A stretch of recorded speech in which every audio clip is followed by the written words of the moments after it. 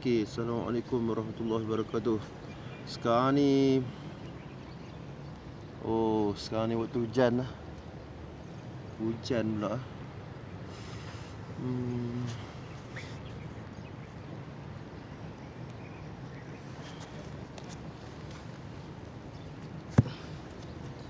Hujan banyak nak buat video ni. Ingat senang nak buat video ni. Okey, sekarang ni saya akan sambungkan cerita yang nak ceritakan kepada anda semua. Sambung kisah liku-liku perjalanan menjadi ulama. Memang nak buat video ni pun berliku juga. Okey.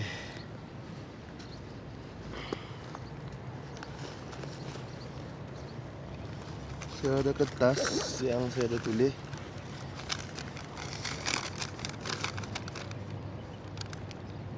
Sambung balik kisah saya masa saya di pondok Baba Khairul Anwar. Okey, nak ceritanya masa pondok Baba Khairul Anwar tu suasana pondok tu dia suasana pondok tu bila masuk saja kita akan nampak satu surau, dan sebelah surau tu dia ada macam kolah air dan juga tempat tandas, dan juga sebelah pada tandas tu kita akan nampak pondok-pondok kelami, pondok-pondok orang tua-tua, dan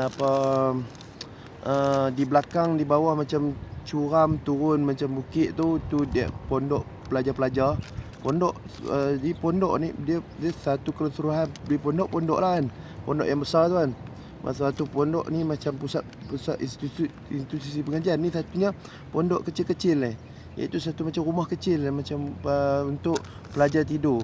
Untuk pelajar tidur ni dia hanya ada ruang untuk makan sikit, lepas tu ruang untuk tidur, ruang untuk study. Tu je pondok. Dia macam buat pondok 4 segi macam tu kan. Tapi dia ada atap, dia ada macam ni lah, macam rumah tapi rumah kecil. Tu dipanggil pondok. Ingat kalau di sawah atau di mana kawasan-kawasan hutan mana dia ada buat pondok kecil, tu bermaksud kata macam pondok kecil tu dia panggil pondok kecil. Tu sebab pesantren di Kedah di Malaysia ni dipanggil pondok. Okey. Tu suasana pondok je kan. Suasana pondok cantik di dalam hutan. Tengok keadaan pondok tu. Tengok tuan guru tu dia buat di mana. Kalau dia buat di hutan. Kalau dia buat di bandar sikit, macam kawasan ni bandar. Tapi bandarnya tu mungkin dia buat macam semen, batu bata kan. Tapi kalau di dalam hutan dia menggunakan kayu. Macam saya duduk tu menggunakan kayu.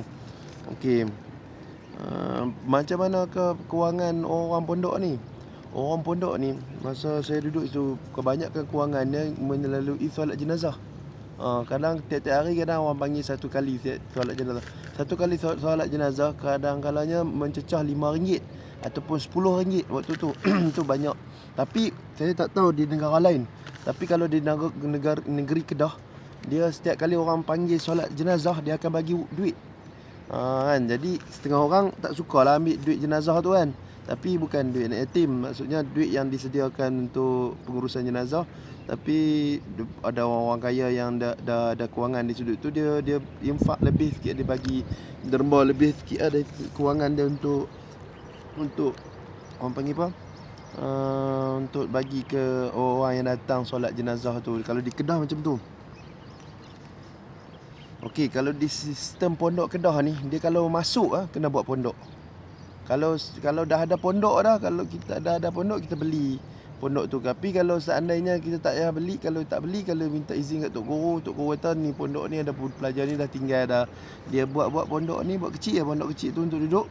Ayah dia datang buat ataupun ada tukang yang tuan guru sediakan. Kita buat pondok tu, kita duduk dalam tu. Tapi kita nak keluar nanti, kita tinggalkan itu je, ataupun kita tinggal itu, kita bagi orang lain pula masuk pondok tu. Bersilih berganti. Dia macam pondok ni macam hostel lah. Macam hostel. Kalau kita tengok di asrama, saya duduk di asrama, dia ada kata tingkat kan. Di situ dia ada dalam satu bilik tu 30 orang. Kadang satu bilik ada 6 orang, kadang panjang, satu bilik panjang kan.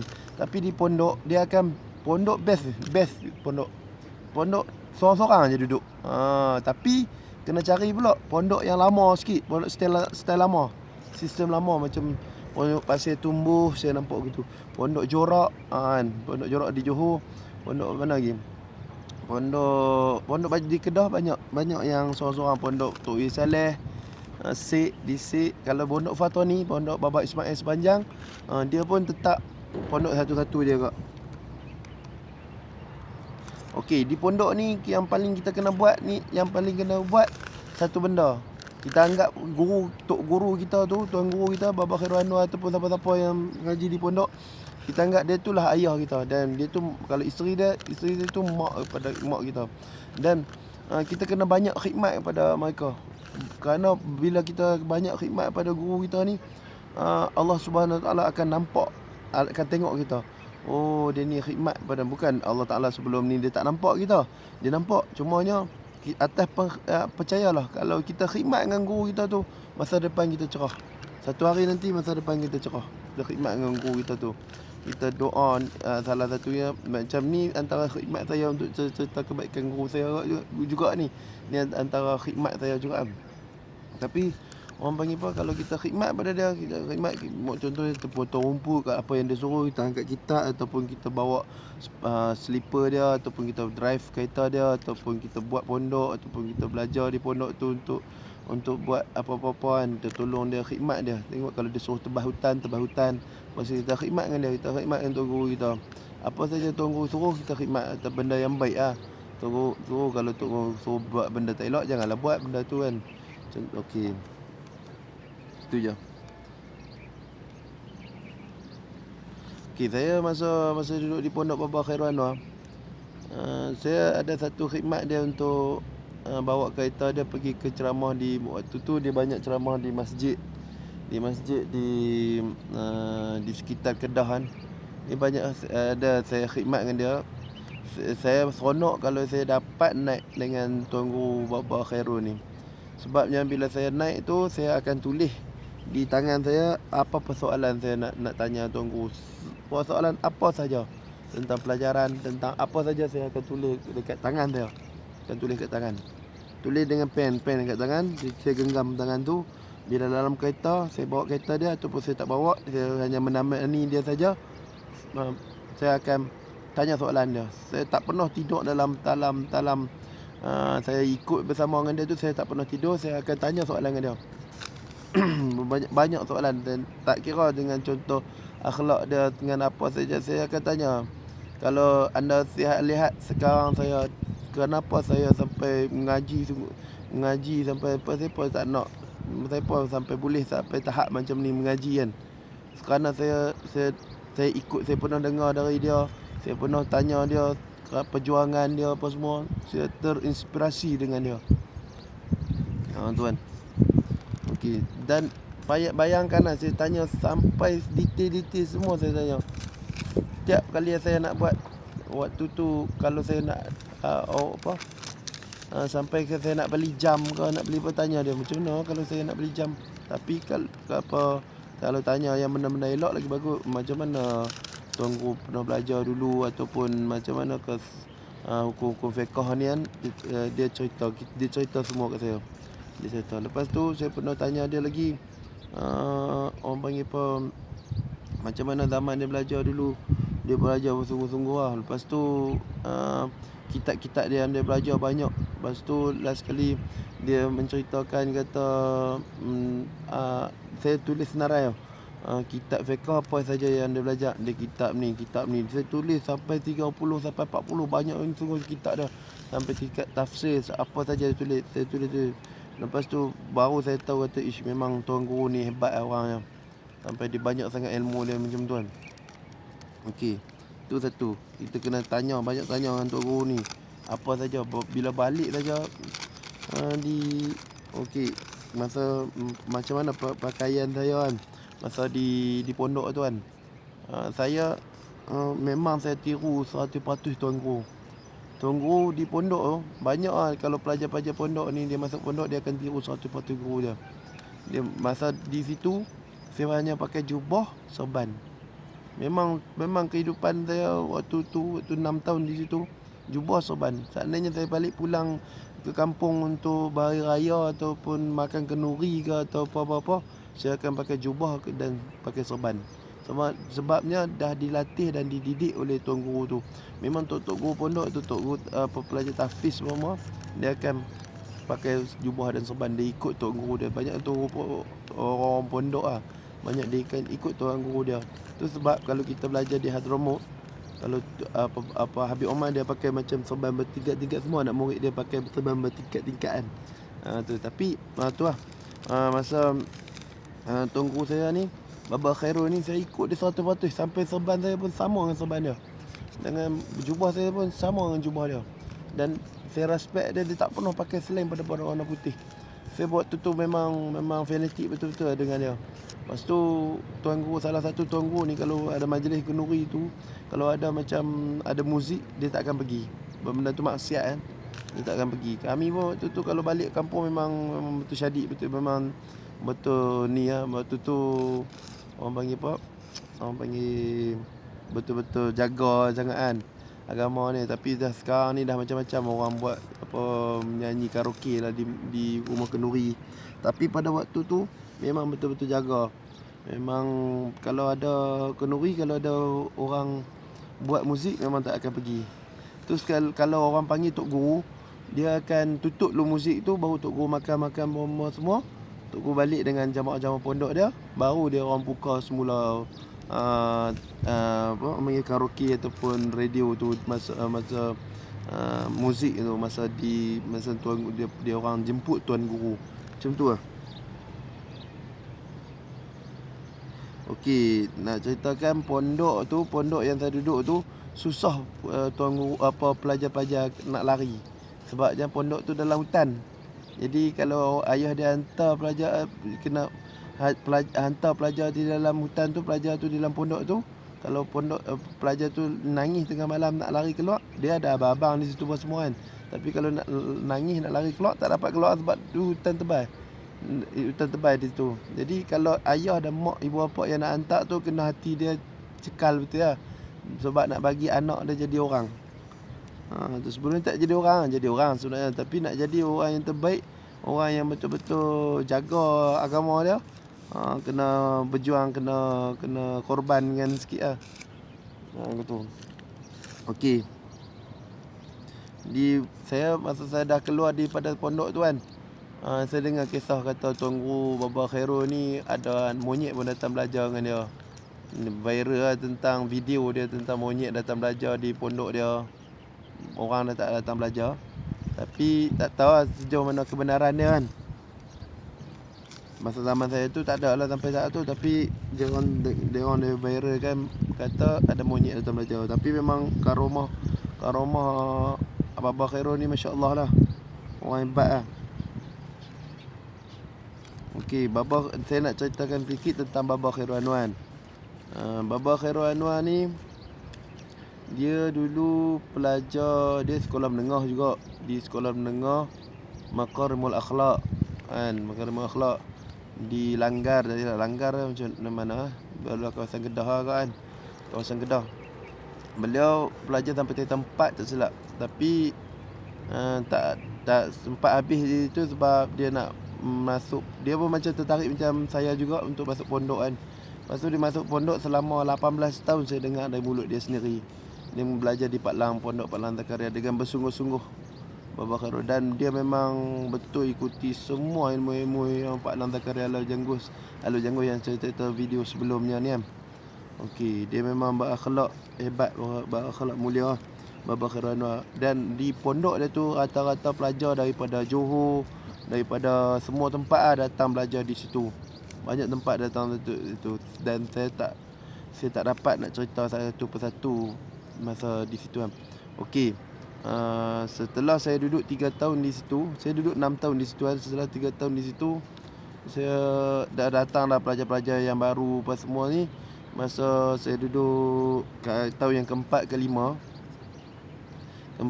keenam kan. Tahun ke-6 saya tu, di dalam pondok tu dia ada macam padang bola sikit belakang untuk pelajar-pelajar bermain apa semua. Tak boring lah duduk dalam pondok tu kan. Okey, lepas tu masa tahun yang ke-6 di situ, yang tahun terakhir saya duduk di situ kan. Saya disuruh oleh guru saya, suruh mengajak. Dia ada 4 orang waktu tu. Dia suruh mengajar dari beliau, Asmadi, Syamsuddin, apa dah? Nama apa seorang saya, Khairuddin, Amiruddin. Lepas tu dengan saya 4. Di situ orang panggil saya Datuk. Saya tak tahu kenapa dia orang panggil saya Datuk. Mungkin macam Tan Sri kot. Tak dia panggil ni gelaran kawan-kawan je. Okey. Di masa di pondok tu, tuan guru dah suruh kami mengajar. Jadi dia ada sahabat-sahabat di dalam pondok tu perlu mengajar di dalam masjid dalam pondok tu. Okey, saya ambil satu pelajaran. Lepas tu satu pengajian. Lepas tu ada kawan-kawan lain yang 4 orang, 5 orang gitu. Dia pun ada mengajar kat setiap ada hari-hari dia kan. Hari ni ada hari. Dan waktu mengajar tu, tuan guru tak ada di dalam pondok tu sebab dia ada pengajian di luar. Dia ada mengajar di masjid kat luar. Dia ada orang minta dia untuk mengajar kat luar. Jadi masa saya pertama kali saya mengajar di masjid tu, saya dah ready lah untuk baca kitab ni, baca kitab yang tuan guru ajarkan pada kita kan. Tuan guru cakap, kata kau dah duduk di sini selama 6 tahun kan. Kau kena mengajar, kena praktik ilmu. Lepas tu saya pun fikir, kena buat juga kan. Apa tu guru, memang keadaan kita takut, tapi kita kena buat juga. Jadi saya pun terus juga baca kat kitab tu. Walaupun tak pandai pun, bukan pandai sebenarnya, tapi dah ada tu kan. Tadi guru cakap bukan kita kena khidmat dengan guru kan. Kalau benda ni pun benda khidmat dengan guru. Lepas tu terus kita baca macam kita niatkan kita khidmat dengan guru lah sebenarnya. Dan kita niatkan kita khidmat dengan apa agama Allah ni kan. Tu saya pun mengajar di dalam masjid tu. Walau mengajar dalam masjid tapi tak pandai pun, bukan ilmu saya sangat lemah lah. Tapi saya ngajak kat dalam kitab. Saya ingat ni kitab yang saya guna tu, kitab Baharul Mazi. Dia orang panggil apa, praktik lah. Orang panggil apa, kalau doktor tu praktikal kan. Saya macam tu juga doktor praktikal. Jadi ustaz praktikal lah, dilatih guru kan. Kita pun mengajar lah di dalam masjid tu. Dan bila dah mengajar dalam masjid, dia di dalam pondok tu adalah tawaran di luar, di kampung. Kat tawaran di kampung tu, dia suruh saya mengajar di kampung. Mengajar di kampung tu, saya ingat lagi dulu saya cerita, saya ada pernah handle satu di kampung ada majlis untuk di surau-surau di mana untuk orang datang mengajar di kampung kan. Ustaz Nakir, ustaz apa semua tu datang mengajar di kampung. Jadi saya bila ditawarkan untuk mengajar kat kampung tu, dia kata datang mengajar dah lama dah di pondok kan, selama 6 tahun kan. Betul juga tak sebarkan ilmu di kampung.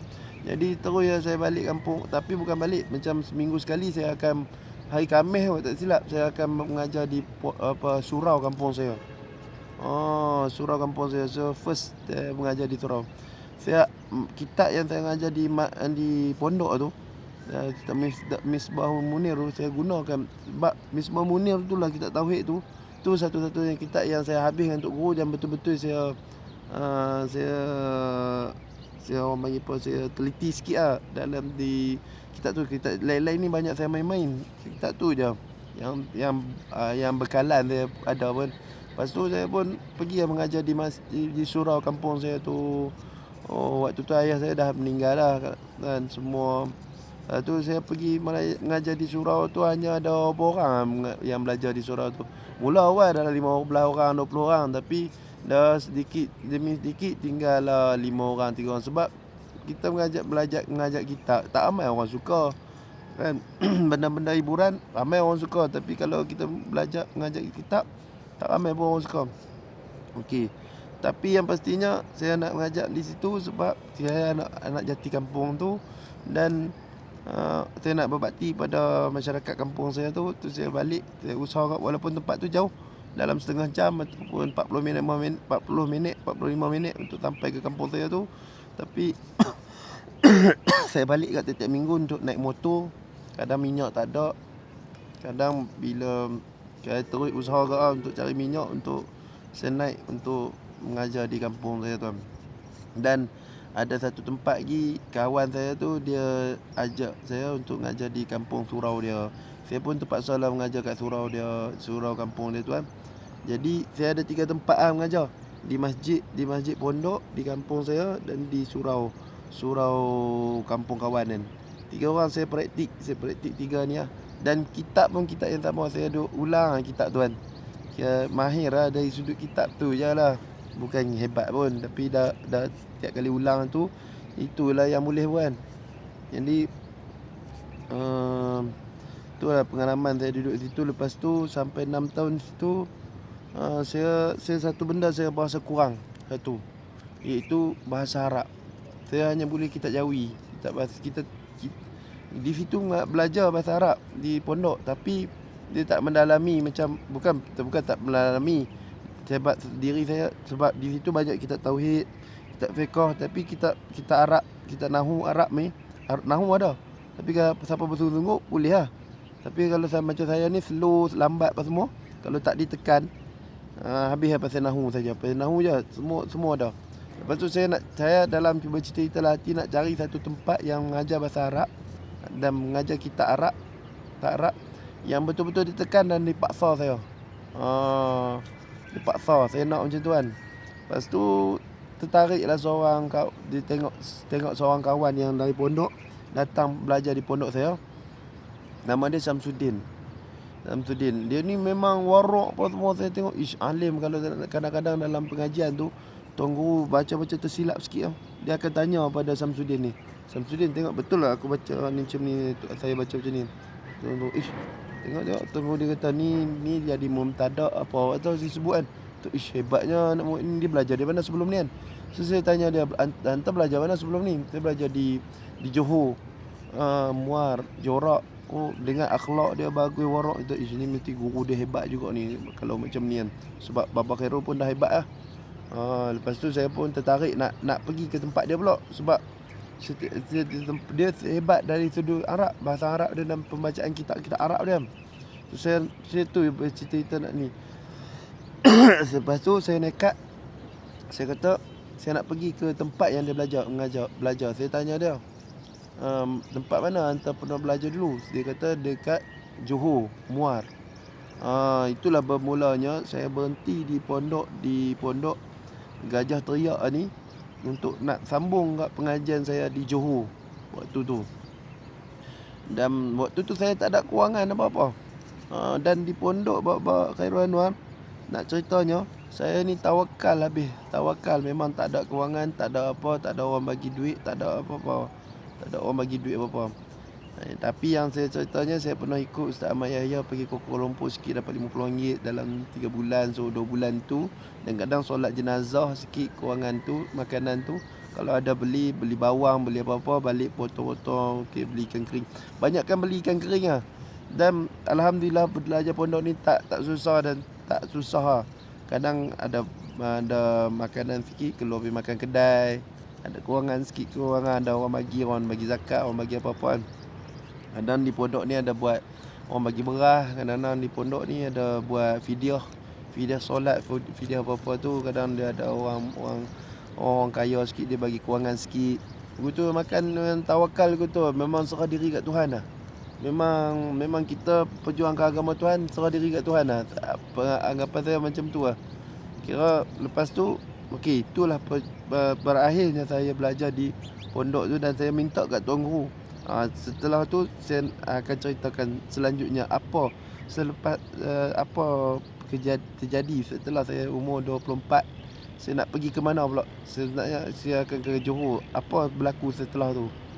Okey, nantikan sambungan video video yang episod berikutnya. Assalamualaikum.